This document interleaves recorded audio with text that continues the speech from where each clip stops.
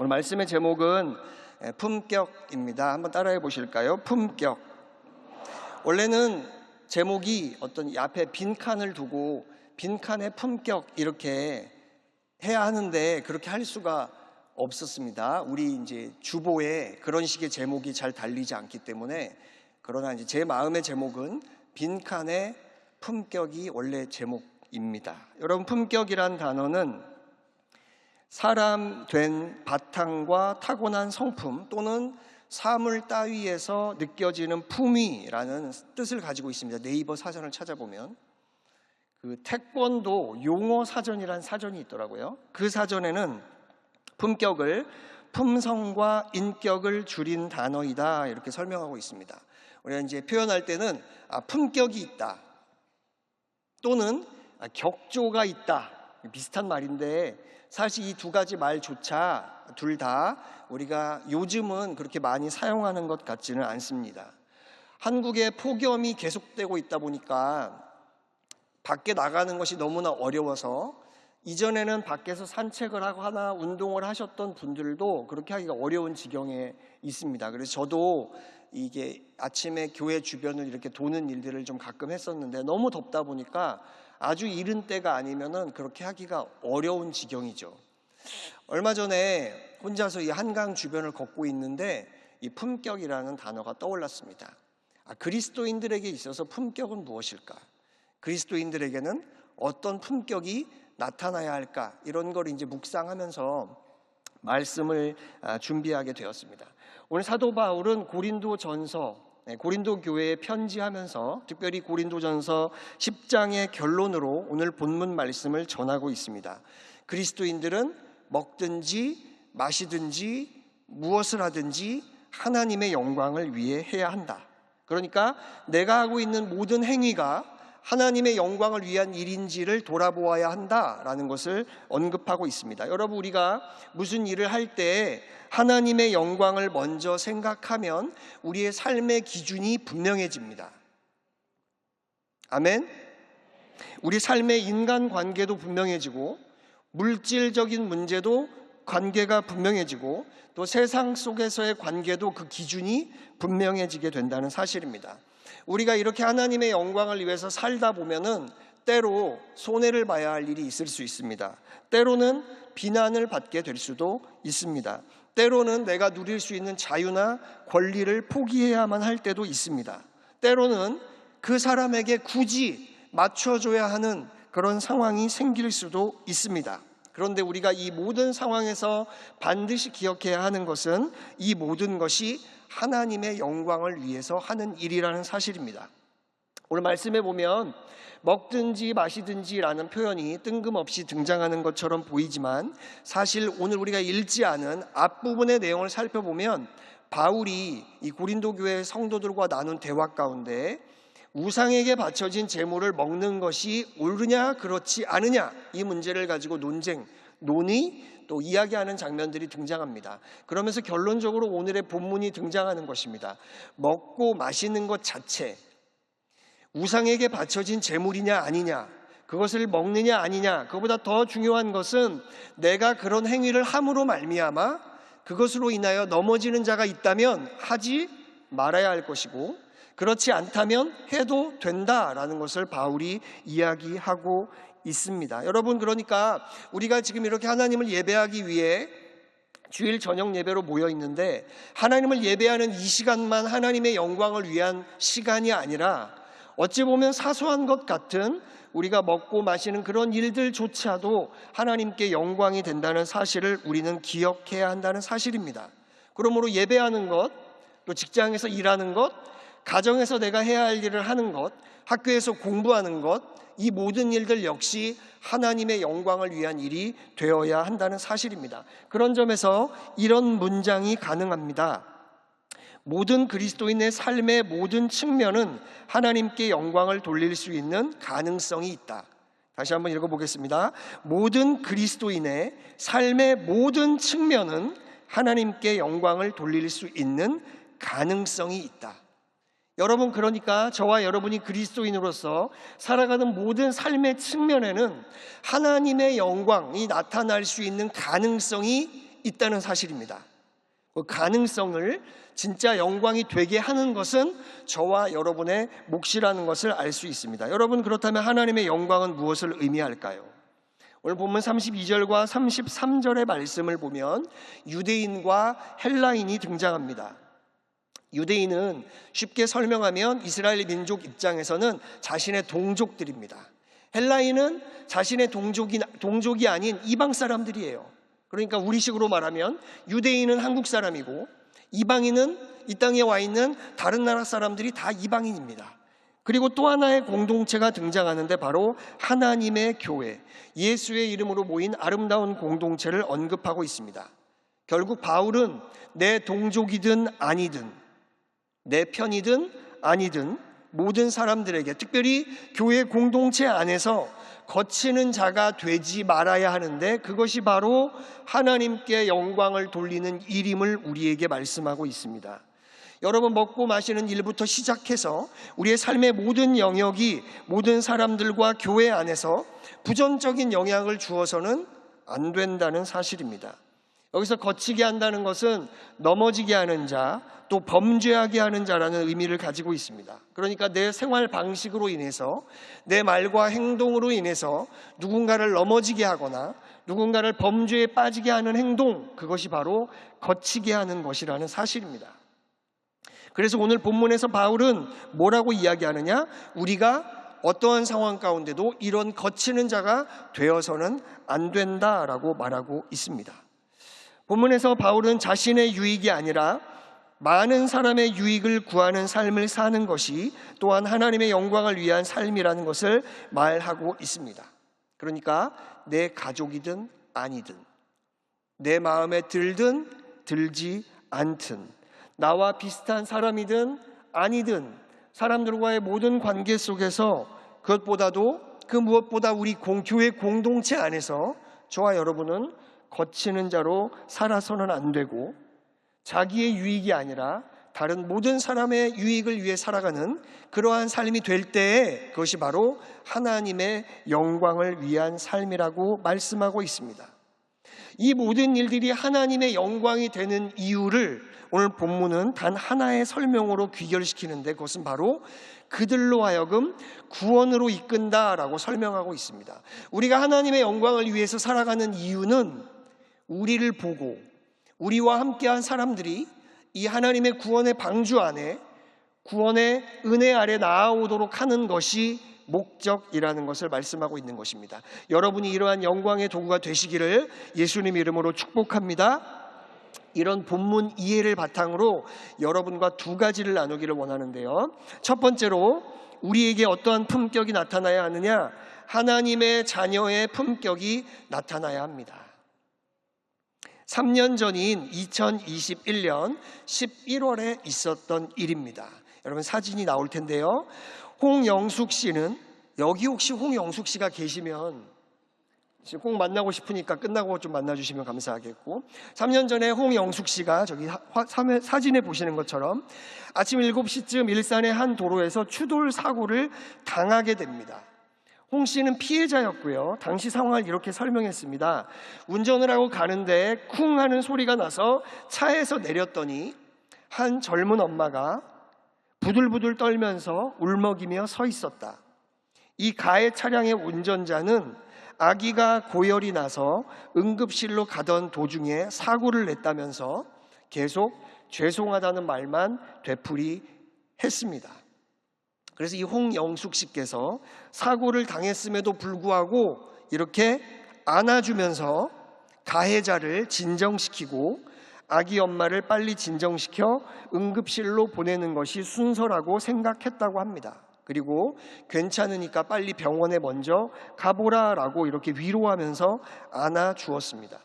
평소에 홍영숙 씨는 교통사고가 발생하면 항상 찡그리는 얼굴로 서로를 대하는 모습이 너무 싫었다면서 사고가 난 순간 가해 차량의 저 젊은 여성을 보았을 때 너무 마음이 아파서 아무 생각 없이 자신도 모르게 안아주었다라고 고백하였습니다. 또한 이 홍 씨가 말씀하시기를 딸 생각이 나서 그랬다라고 이야기했습니다. 자신의 딸도 그 또래였는데 알고 봤더니 똑같이 94년생인 딸과 같은 나이였고, 이 젊은 엄마가 가해 차량의 운전자를 보게 되자 자신의 딸도 장거리를 운전하며 다니는데 딸 생각이 너무 났다는 거예요. 그래서 안아주고 위로해 주었다라고 이야기하였습니다. 사고가 발생한 날 퇴근 후에 이 홍영숙 씨는 아기 엄마에게 전화를 했는데 받지 않자 아기가 어떤지 걱정돼서 연락했다라는 문자를 남겼고, 후에 아기 엄마로부터 많이 좋아졌다는 전화를 받았다고 합니다. 이렇게 이야기하고 나서 홍영숙 씨가 뭐라고 이야기했느냐? 모든 엄마는 다 그랬을 겁니다 라고 이야기했다고 합니다. 이 사고 차량의 아기 아빠가 사고가 났으니까 블랙박스 영상을 보다가 이 장면을 보게 된 거예요. 그리고 자신도 너무 감동을 받아서 인터넷에 이 사연을 올리게 됐고, 그것으로 인해서 많은 네티즌들에게 감동을 주게 되었습니다. 지금도 유튜브에 들어가면 영상을 볼 수 있습니다. 자, 여기도 많은 어머니가 계실 텐데 정말 모든 엄마는 다 그랬을까요? 사고를 당했지만 가해자를 안아줄 수 있었을까요? 모든 엄마가 다 그런 선택을 하지는 않았을 것입니다. 그러나 그런 선택을 하신 이 홍영숙 씨, 홍영숙님은 어머니의 품격이 보이는 분이었다는 사실입니다. 혹시 계시면 끝나고 밑에 1층에서 만나는 걸로 하도록 하겠습니다. 이분이 그리스도인이신지는 모르겠습니다. 그러나 분명한 사실은 정말 멋진 고품격의 삶을 보여주셨다는 사실입니다. 여러분, 우리는 하나님의 자녀입니다. 하나님의 자녀이기에 우리에게는 하나님의 자녀의 품격이 나타나야 합니다. 요한복음 1장 12절 말씀을 보면 영접하는 자 곧 그 이름을 믿는 자들에게는 하나님의 자녀가 되는 권세를 주셨으니 라고 말씀합니다. 하나님의 자녀가 되는 권세가 있는 이것만 생각하지 마시고 우리가 하나님의 자녀로 부름받았음을 기억하는 여러분들 되시기를 축복합니다. 여러분, 우리는 위대하신 하나님의 자녀입니다. 자녀는 자신 스스로의 품격이 나타나는 것이 아니라 아버지가 너무나 고품격이시기 때문에 자녀들 역시 그러한 삶을 살아가도록 기대받게 된다는 거죠. 그리고 아버지 되신 주님께서 자녀인 저와 여러분이 이러한 고품격의 삶을 살아갈 수 있도록 도와주시고 인도해 주실 줄 믿습니다. 그러므로 예수 그리스도를 먼저 구주로 믿고 살아가는 저와 여러분은 하나님의 자녀로서 이런 품격의 모습이 나타나야 할 줄 믿습니다. 우리가 아버지의 것을 상속받은 상속자로서 아버지의 것이 있기 때문에 때로는 손해도 감수할 수 있고 희생도 감수할 수 있는 그러한 삶을 살아야 합니다. 디도서 3장 7절 말씀입니다. 우리로 그의 은혜를 힘입어 의롭다 하심을 얻어 영생의 소망을 따라 상속자가 되게 하려 하심이라. 로마서 8장 17절 말씀입니다. 자녀이면 또한 상속자 곧 하나님의 상속자요 그리스도와 함께한 상속자니 우리가 그와 함께 영광을 받기 위하여 고난도 함께 받아야 할 것이니라. 여러분, 예수님께서 저와 여러분에게 먼저 이러한 삶의 모습을 보여주셨습니다. 하나님의 사랑의 모습을 보여주시기 위해서 희생하셨고 손해를 당하셨습니다. 자신을 드렸습니다. 치욕을 당하셨습니다. 저도 손해보는 삶을 흉내라도 내보고자 했던 적이 있었습니다. 제 차를 딱 세워놨는데 다른 차가 지나가면서 제 차의 왼쪽 사이드 미러를 툭 치고 지나갔어요. 그래서 운전자가 내렸습니다. 홍형숙 씨랑 똑같죠? 딱 내렸어요. 이제 기분 좋게 화해하면 딱 아름다운데 내렸어요. 그분이 다가오셨어요. 여성분이었어요. 차에는 한 5살 되는 애가 타고 있었고 오셨어요. 그리고 이제 요즘은 이 사이드 미러가 다 자동이잖아요. 오셨어요. 제가 전동 이거 잘 되는지 눌러봤어요. 잘 되더라고요. 그래서 제가 아주 쿨하게 그냥 가시라고 했습니다. 제 차가 사실 이미 24만 킬로를 탔고 꽤 오래된 연식이어가지고 차에 대한 그 귀함이 없었는지도 모르겠어요. 근데 그날따라 왠지 제가 이제 아들을 태우려고 기다리고 있던 중이었는데 왠지 그냥 보내드리는 것이 좋겠다는 생각이 돼가지고 보내드렸어요. 그분이 뭐 연락처를 주겠다고 하는데 괜찮다고 그냥 가시라고, 잘 작동되니까 문제없다, 그렇게 해서 제가 멋지게 보내드렸다는 거 아닙니까? 여러분, 그런데 여러분, 주여, 그 이야기가 끝이 나지 않았습니다. 한 달여 후에 갑자기 이해가 안 되는 겁니다. 제가 우리 장로님께 여쭤봤어요. 우리 장로님께서 이 카센터를 하셔가지고, 그랬더니 장로님께서 이 전동이라서 조그만의 충격에도 이게 언젠가 고장나기 때문에 10만 원이라도 받아야 된다라고 나중에 말씀을 해주셨으나, 어쨌든 뭐 이미 일은 지나갔고 고장이 났기 때문에 제가 중고 부품을 사가지고 우리 장로님께 가가지고 수리를 아름답게 받았습니다. 여러분, 우리가 내 마음 먹은 것, 혹은 내가 이렇게 좀 사랑을 베풀어 볼까, 마음 먹는 것들이 우리의 삶 가운데 쉽게 나타나지 않습니다. 그것이 우리의 삶입니다. 그것이 자연스러운 삶입니다. 그러나 예수 그리스도께서 우리에게 오셔서 그 사랑을 주셨기 때문에, 우리를 위해 희생하셨기 때문에, 우리도 언제고 희생할 일이 있다면, 손해볼 일이 있다면 또 기꺼이 주님을 기억하고 주님이 주시는 마음대로 순종하는 저와 여러분이 되어야 할 줄 믿습니다. 디트리 보네퍼 목사님께서 나를 따르라라는 책에서 이렇게 고백합니다. 형제를 위한 봉사, 곧 형제에게 친절을 베풀고 그에게 권리와 생명을 허락하는 봉사는 자기 부정의 길이요 십자가의 길이다. 이것이야말로 십자가에 달리신 분의 사랑이다. 여러분, 우리가 형제를 위해 봉사하고 하는 것들 나름대로 열심히 하고 있다고 생각합니다. 마태복음에 보면 자기를 부인하고 자기 십자가를 지고 나를 따르라고 말씀하십니다. 굉장히 어려운 말씀인 것처럼 생각합니다. 그러나 오늘 디트리 보네포 목사님은 이 책에서 형제를 위해 봉사하고 형제에게 친절을 베풀고 그에게 권리와 생명을 허락하는 봉사 자체가 자기 부정의 길이고 십자가의 길이 될 수 있다라고 우리에게 가르치고 있습니다. 두 번째로 우리에게 나타나야 하는 품격의 모습은 예수 이름을 가진 자의 품격이 나타나야 합니다. 10년 전인 2014년에 있었던 일입니다. 저 역시 그때의 일이 아직도 기억이 나가지고 오늘 말씀을 준비하면서 기록을 다시 찾아보았습니다. 여러분 중에도 기억하시는 분들이 계실 것입니다. 사진을 보실 텐데요. 모험택시 한 대가 신라호텔 주 출입구 회전문을 들이받아서 총 4명의 호텔 직원과 투숙객이 다치는 사고가 일어났습니다. 택시 운전자였던 홍모 씨, 여기도 홍 씨시네. 82세였다고 하세요. 당시에 굉장히 고령의 운전자셨는데, 손님을 태우시기 위해서 이렇게 로비 쪽으로 가다가 천천히 본인은 접근을 했는데 급발진을 해서 이렇게 됐다라고 말씀을 하셨다고 합니다. 그러나 경찰은 급발진이 아닌 홍모 씨의 운전 부주의로 조사를 마쳤습니다. 여러분, 홍모 씨는 5천만 원 한도의 책임보험에 가입돼 있었지만 이 신라 호텔의 피해액은 5억 원 수준이었다고 합니다. 그러니까 보험 처리를 해도 4억 5천만 원가량은 본인이 지불을 해야 하는 그런 상황이었던 거죠. 당시에 호텔 신라의 사장이었던 이부진 사장은 사고 전반에 대한 보고를 받고 호텔 신라 부사장을 불러서 택시 기사가 고의로 사고를 낸 것 같지는 않으니 그 댁에 한번 찾아가서 형편이 어떤지 봐달라라고 이야기했다고 합니다.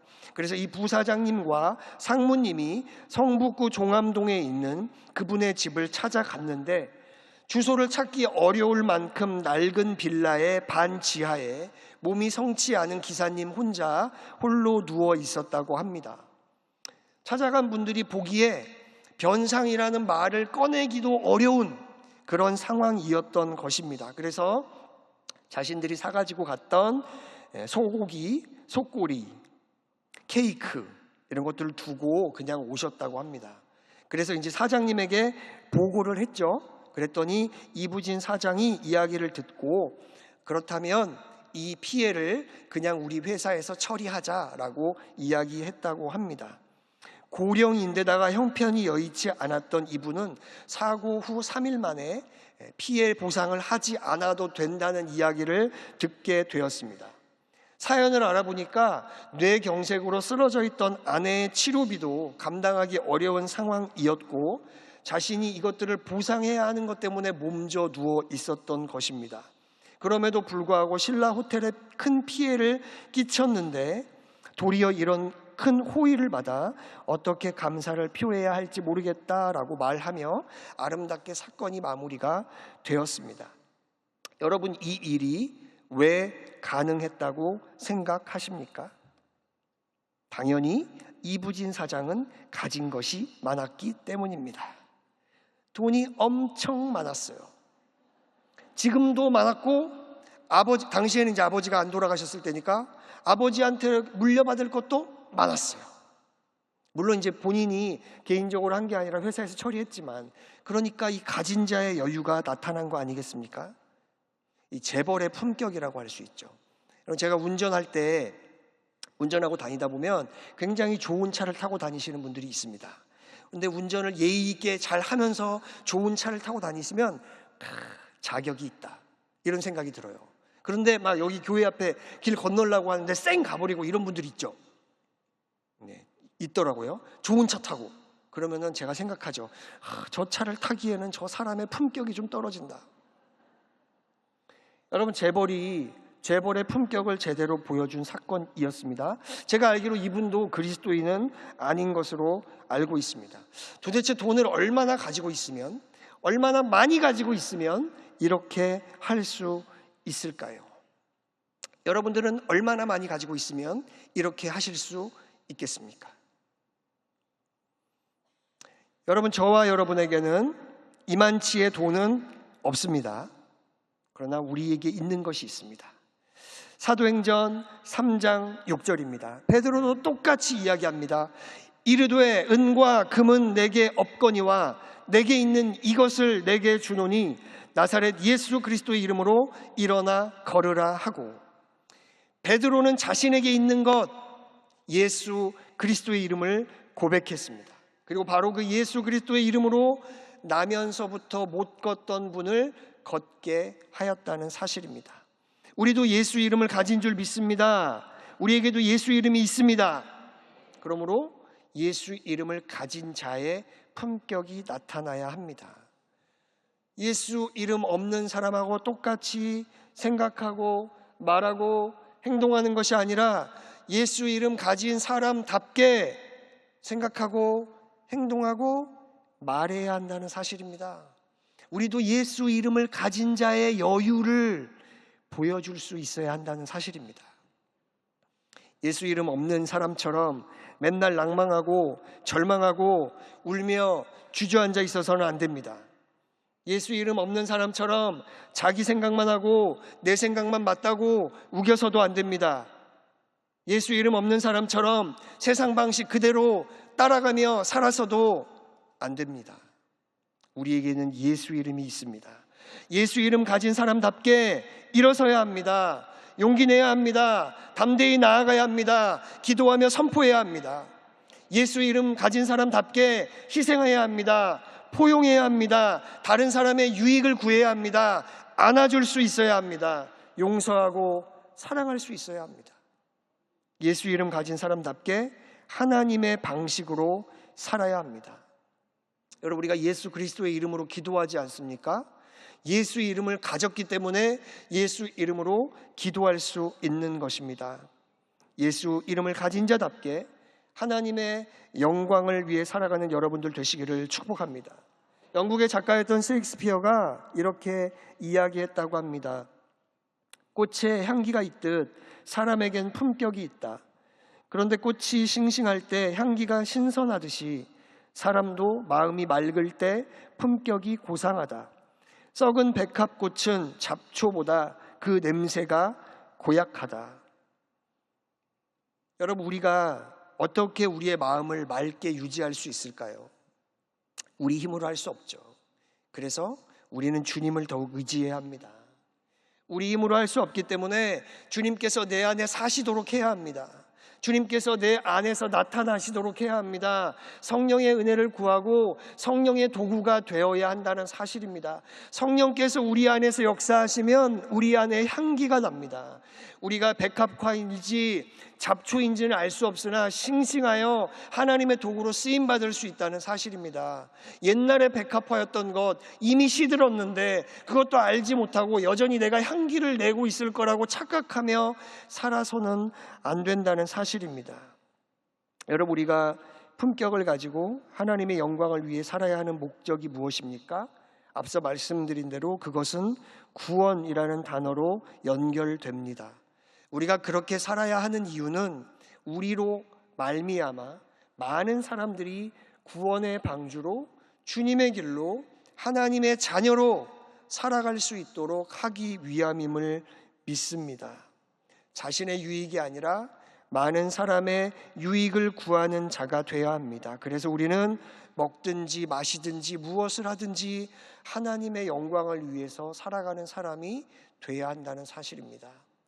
로마서 14장 18절 말씀입니다. 이로써 그리스도를 섬기는 자는 하나님을 기쁘시게 하며 사람에게도 칭찬을 받느니라. 바울의 생활 태도는 고린도 교회에게만 편지에서 유효한 것이 아니라 오늘 고린도 전서를 읽고 있는 저와 여러분에게도 여전히 유효한 말씀임을 믿습니다. 그런데 여기서 모든 사람을 기쁘게 하고 유익하게 한다는 것은 무조건적으로 그렇게 하라는 의미가 아닙니다. 어디까지나 하나님의 영광이 되는지 아닌지, 하나님의 말씀이 무엇이라고 말씀하고 있는지가 기준이 되어야 합니다. 그 기준에 따라서 그 안에서 우리가 그렇게 행해야 한다는 것을 말씀하고 있는 것이죠. 고린도전서 11장 1절은 이어서 이렇게 말씀합니다. 내가 그리스도를 본받는 자 된 것 같이 너희는 나를 본받는 자 되라. 여러분이 속한 믿음의 공동체 안에서, 여러분의 가정 안에서 오늘 이 바울의 고백과 같이 고백할 수 있는 여러분들이 되시기를 축복합니다. 내가 그리스도를 본받는 자 된 것 같이 너희는 나를 본받는 자 되라 라고 여러분의 가정에서 말씀하실 수 있기를 축복합니다.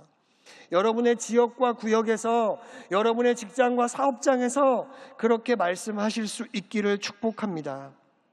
이것이 바로 하나님의 아들로서의 권리를 포기하고 고난받는 종의 길을 가시며 인류를 구원하신 예수님을 본받는 삶의 모습이었다는 사실입니다.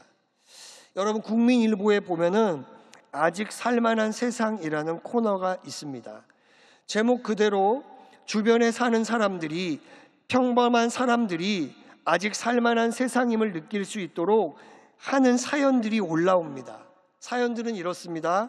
명동 거리에서 쌓여있는 커피컵을 치운 청년의 이야기, 자신의 카페에 종종 찾아오는 농아인을 위해 수화를 배워 그들과 대화를 나눈 카페 사장님, 포항 연일대교 위에서 투신 자살하려던 40대 남자를 구한 여고생, 폐지를 팔며 어렵게 장애 아이들을 키우면서도 어린이날 선물을 기부한 부모, 자신의 손주들도 전에 도움을 받은 적이 있다며 부모 없는 아이들을 위해 써달라고 적십자사를 찾아온 90대 할머니. 무슨 아주 특별한 일을, 특별한 시간을 내서 한 것이 아닙니다. 내가 지나가던 길에 커피컵이 쌓여 있는 것을 보고 그냥 치운 거예요. 내 손주들이 사랑을 받고 후원을 받았던 경험이 있어서 이제 조금 내게 여유가 있어 그것을 되갚은 거예요. 여러분, 우리가 하나님을 믿는 자녀로서의 품격을 나타내는 것은 시간을 따로 내서 어려운 일을 하는 것을 의미하는 것이 아닙니다. 그저 우리가 일상생활을 살아가면서 내게 보이는 일을, 하나님께서 내게 주시는 마음을 순종하며 살아가는 것, 그것이 바로 주님이 원하시는 품격 있는 삶임을 믿습니다. 우리가 회중찬송으로 부른 찬송가 216장 4절을 보면 이렇게 가사가 되어 있습니다. 만 가지 은혜를 받았으니 내 평생 슬프나 즐거우나 이 몸을 온전히 주님께 바쳐서 주님만 위하여 늘 살겠네. 여러분, 믿지 않는 사람들도 아직 살만한 세상을 만들기 위해서 자신의 주변에서 할 수 있는 아름답고 따뜻한 일들을 해내는 사람들이 있습니다. 그거는 신앙과 관계없이 할 수 있는 일들이에요. 그러나 우리가 하나님의 자녀라면, 또 예수 이름을 가진 자라면 더욱 주님께서 주신 은혜 가운데 이 아름다운 사명을 감당해야 할 줄 믿습니다. 오늘 말씀의 제목이 원래 빈칸의 품격이었다라고 말씀드렸죠. 이제 이 빈칸을 좀 채워봤으면 좋겠습니다. 여러분, 이 안에 어떤 단어를 채우기를 원하십니까? 그리스도인의 품격, 목사의 품격, 장로의 품격, 권사의 품격, 안수집사의 품격, 아버지의 품격, 어머니의 품격, 아내의 품격, 남편의 품격, 사장의 품격, 사원의 품격, 학생의 품격. 여러분, 오늘 이 시간에 여러분이 이 미완성의 제목을 완성시켜 주시기 바랍니다. 그리고 그 미완성의 제목을 붙잡고 그리스도의 품격을 나타내는 귀한 삶을 살아가는 여러분들이 되시기를 축원합니다. 그리스도인의 아름다운 품격을 성경은 성령의 9가지 열매로 정리하고 있습니다. 갈라디아서 5장 말씀입니다. 오직 성령의 열매는 사랑과 희락과 화평과 오래 참음과 자비와 양선과 충성과 온유와 절제니 이 같은 것을 금지할 법이 없느니라. 그리스도 예수의 사람들은 육체와 함께 그 정욕과 탐심을 십자가에 못 박았느니라. 아멘.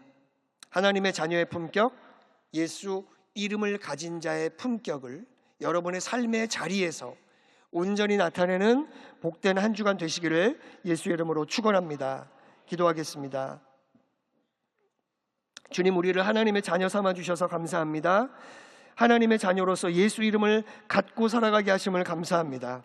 우리가 하나님의 자녀로서 예수 이름을 가진 자로서 고품격의 삶을 살아갈 수 있도록 도와주시옵소서.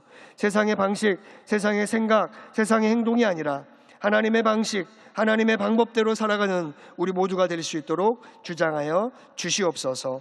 예수님의 이름으로 기도드립니다. 아멘. 우리